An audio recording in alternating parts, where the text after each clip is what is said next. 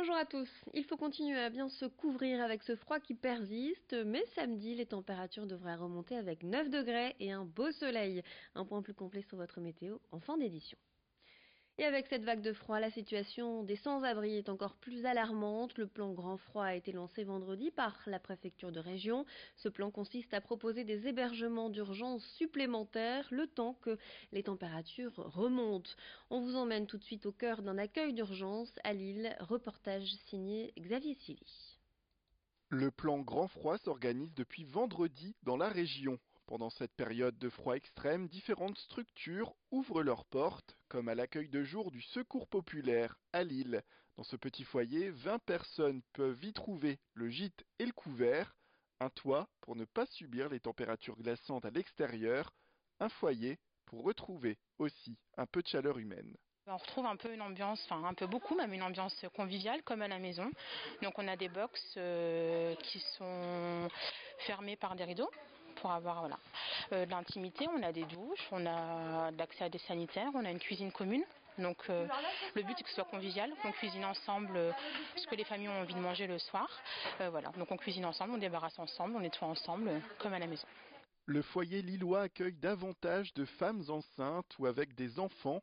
Des familles extrêmement fragiles qui peuvent compter sur la mobilisation du secours populaire quand elles font face notamment à la faiblesse des petits. Hier encore, on a eu le cas d'une famille qui a dû hospitaliser d'urgence son bébé. Les pompiers sont venus chercher le petit parce qu'il n'arrêtait pas de vomir. Si elle avait été dehors, je ne sais pas comment elle aurait géré ça. Donc les pompiers sont venus la récupérer. On a gardé les petits ici la nuit et les autres enfants. Et elle est revenue ce matin récupérer tous ses enfants pour pouvoir poursuivre les soins de son enfant qui est hospitalisé. D'après le Secours populaire, le besoin de logement est des plus forts en cette période hivernale. Certains des résidents attendent même que les températures chutent pour pouvoir trouver un peu de répit. Abeth, venu avec son épouse, fait partie d'ailleurs de ceux qui apprennent à chaque fois avec beaucoup de soulagement la mise en place du dispositif. On a constaté qu'il y a fait 3 jours qu'il y a 2 SDF qui étaient à Paris, qui étaient morts. Mais nous, on n'aimerait pas avoir les mêmes cas. Heureusement qu'on est bien accueillis, on dirait qu'on est chez nous et on mange bien, on dort bien, il y a la douche, c'est tout propre ici, même les bénévoles ils s'occupent de nous et on dirait que c'est notre deuxième famille, c'est ça. Depuis la mise en place du plan Grand Froid vendredi dernier, près de 10 000 places d'hébergement d'urgence ont été mises à disposition dans le Nord et le Pas-de-Calais, et ce, jusqu'au retour des températures positives.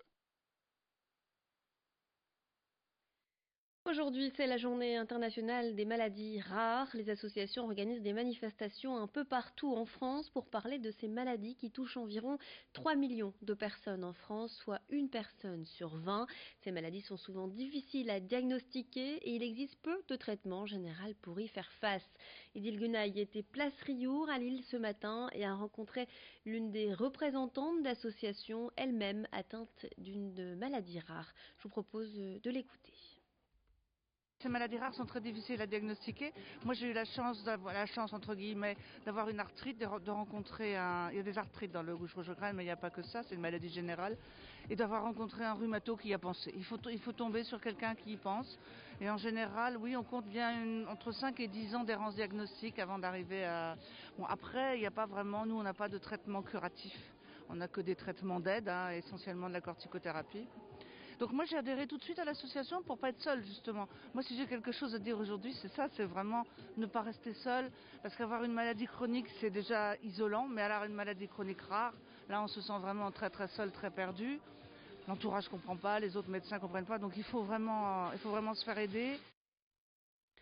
Vous aimez le design et la récup, les réalisations de l'association Fibre & Co devraient donc vous séduire. À Roubaix, un groupe de jeunes âgés entre 18 et 30 ans réalise des meubles et objets à partir de matériaux récupérés auprès d'entreprises locales.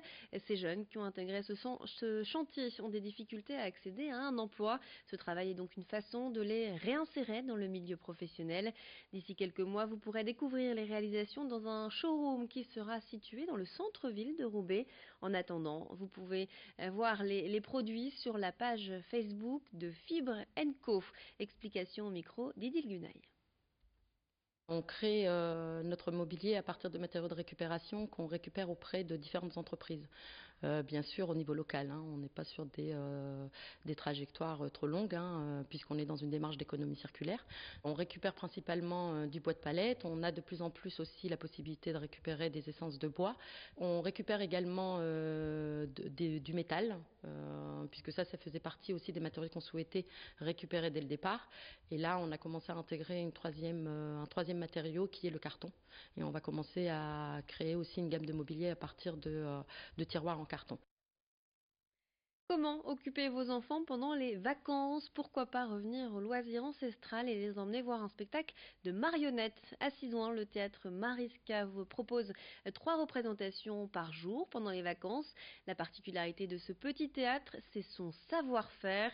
La compagnie utilise des marionnettes à fil, une technique qui se fait de plus en plus rare. Chaque année, 5000 personnes poussent la porte de ce petit théâtre situé, je le rappelle, à Sizouan.